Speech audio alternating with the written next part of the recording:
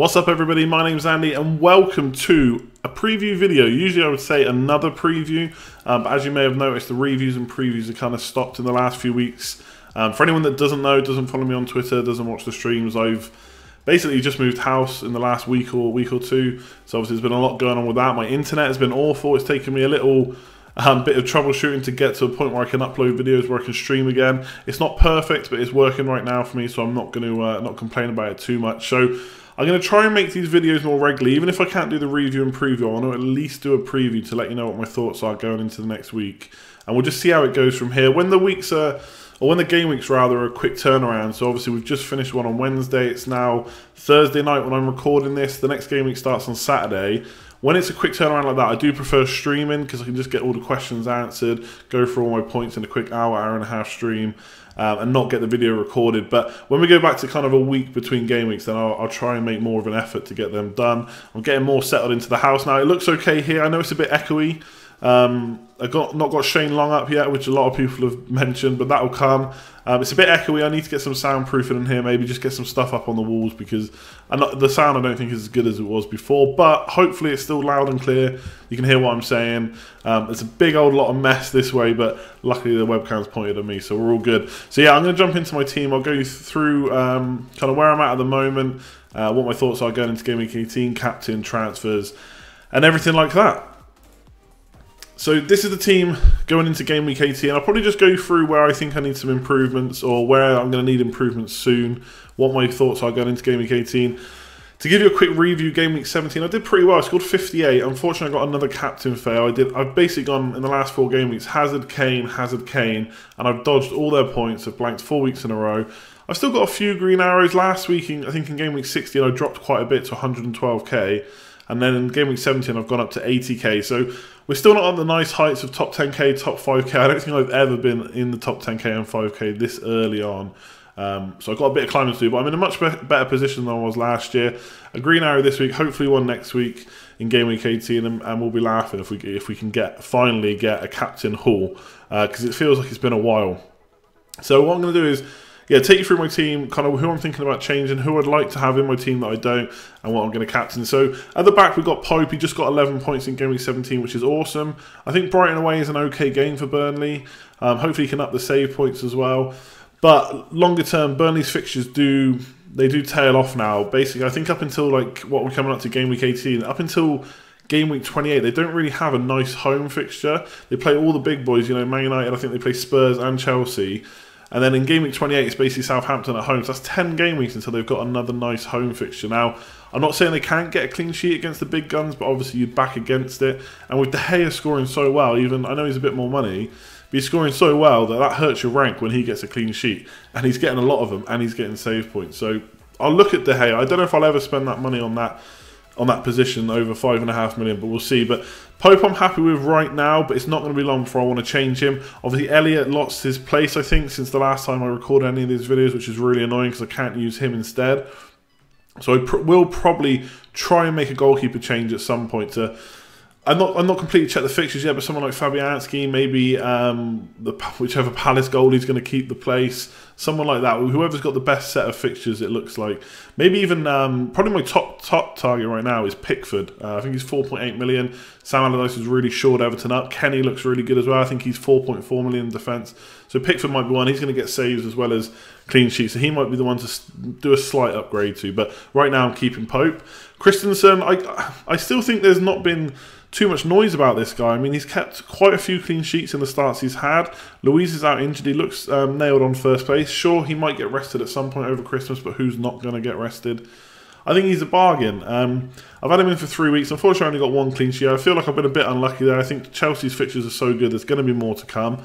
Attacking-wise, I wasn't expecting many attacking returns, but he's already hit the post for me, so hopefully a goal's come in. And bonus points-wise, he's doing pretty well on baseline bonus. So I'm liking Christian. He's staying for now.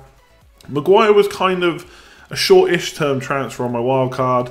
I didn't use him straight away. I knew that he had fixtures down the line that I'd want to play him in. He got me an assist and 2 bonus points in Game Week 17, which is awesome. Unfortunately, no clean sheet, but you can't win them all. And he's got Crystal Palace at home, so that's a nice fixture. I'm going to play him in. He's probably going to be one I look to ship soon because I don't know about Leicester's kind of clean sheet capability, especially with the fixtures they got coming up. They're not fantastic.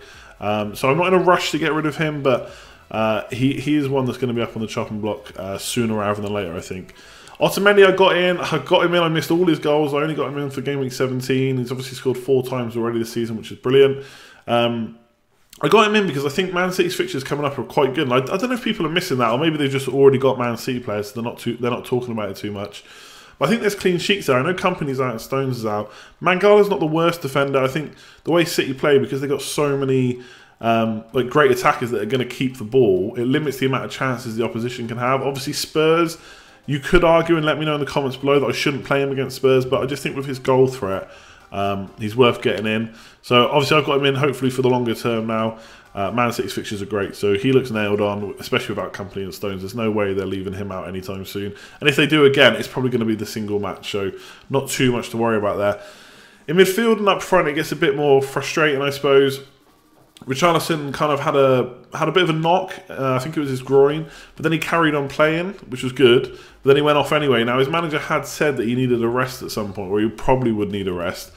So it would make sense to do it this week. It's a bit annoying because it's one of the best fixtures they're going to have all season, Huddersfield at home, but that's just the way it goes. A lot of people on stream last night asked me what I would do with him. If he's out just for 1 week, I think I'll keep him, because right now I'm playing Christensen, Maguire and Otamendi, and I've got Duffy at home to Burnley and me away to obviously Duffy's Brighton. I think either of those are not too bad to play this week. Even Loftus-Cheek against Leicester, I don't want to have to keep playing Loftus-Cheek, so I don't know if he's good enough. He's usually a bench for them. I may even play Duffy first on the bench, so he could come into Richarlison. So if Richarlison's only out for 1 week, I'm going to keep him. If he's out for more than a week, maybe 2 or 3 weeks, if he's got a kind of longer term injury, then I'm going to have to look to get rid of him. I'm not too sure, to be honest, what I do with him right now. I'd probably look to raise some money to turn him into Son. Now, how I do that gets a bit trickier, because I'd have to take out Hazard, maybe for someone like David Silva, who's doing really well right now, or just get rid of Morata, go super cheap. I've even toyed with going 3-5-2, get rid of Morata, upgrade Richarlison and Loftus-Cheek, and play with Kane and Calvert-Lewin up front. But I don't know if it's leaving me too inflexible. The main reason for getting rid of Morata, if he's out again, if he's only out for maybe, I've already held him for 1 week, so if he's only out for another 1 week, which I'm hoping he's not, he was training, so he should be okay. I want to keep him for the fixtures, but if I get rid of him, it's mainly because there's just no strikers that are really taking my fancy. I've got Kane. He's kind of up and down. He's got some, I think, bad fixtures. Man City away is not great. Burnley away is not great. Southampton at home's okay, but then it's a blank before the double. But realistically, if I'm already struggling on who to get rid of Morata for, and there's Vardy, Firmino, etc., Lukaku's finally scored. None of them are that inspiring. Lukaku costs more money, which I don't have. I've got no money in the bank, so I'm just not sure what to do there. I'm going to keep Kane, even though he's arguably got poor fixtures, because I'm going to want him for the double anyway. And if I'm struggling to get rid of Morata, then I'm going to struggle to get rid of Kane too, because there's just no options. Maybe Lacazette, now he's had a rest. He's got a couple of nice fixtures coming up, but the problem there is, was that a rest, or was that just Wenger thinking he wasn't good enough to start? For his kind of top scorer and most expensive striker, I don't know why he's not playing more games. So I think up front's tough, and I expect a lot of you are thinking the same. Let me know what your strike forces are. Should I be getting rid of Morata? I think with his fixtures, I want to keep him. So yeah, to try and cut it a bit shorter, if Richarlison and Morata are only out for a week or so, then I'll probably keep them. I'm hoping they'll both be back this week, especially Morata, in which case I'm going to save a transfer and go into the next week with 2. I've only taken 2 hits this season. I'm liking the hold a transfer and then spend 2 or 3 the next week. It's working well for me. I'm being patient. There's not too many players that I want that I don't have. David Silva is obviously looking really good right now. Even De Bruyne is cheaper than Hazard. Arguably, we should have him in our team instead of Hazard. Hazard's been a little bit disappointing unless you got on him really early. But again, the fixtures are there where I want to keep him. So obviously he's staying in my team right now. Salah's going nowhere. He's been incredible this season. And Sterling just keeps on ticking over. When I wildcarded, I thought about bringing in Sané for Sterling. And I didn't do it because of the money. And I just thought maybe Sterling could keep ticking over. And to be fair, I probably didn't expect him to get this many points. But he has. And there's just no reason to get rid of him. I got him for 8 million. He just doesn't stop scoring points. Assists, goals. Yes, he's going to get rested at some point, but again, who isn't from that City team? Apart from De Bruyne and maybe David Silva, but De Bruyne is quite expensive, so yes, you could argue that he's a better option than Hazard, maybe he is, but I don't have the luxury to make that transfer, I don't think, right now.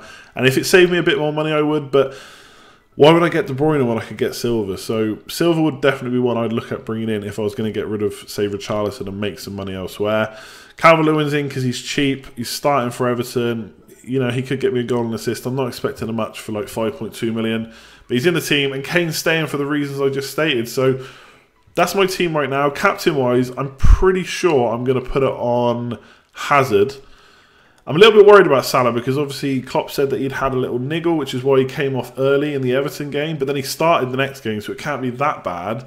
I just wonder whether he's going to get his rest soon. I don't think he's had one for a little while. I could be wrong on that. Again, let me know below. But I'm just a bit worried about captaining him this week. So it's probably going to go on. It's almost like a default choice of Hazard because Sterling's got Spurs at home. Man City can score against anyone, but how many are they going to get versus Spurs, I don't know. Richarlison and Morata right now are injury concerns, can't do them. It's not going to be Calvert-Lewin.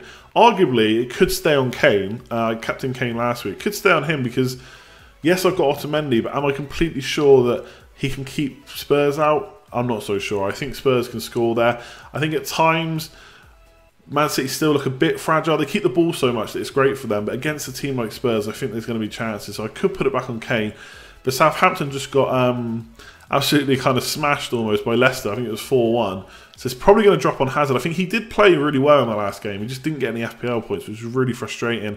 It's something we've seen before from him. I'm sure you've all got stories of how you've got Hazard in and he's been frustrating in previous seasons.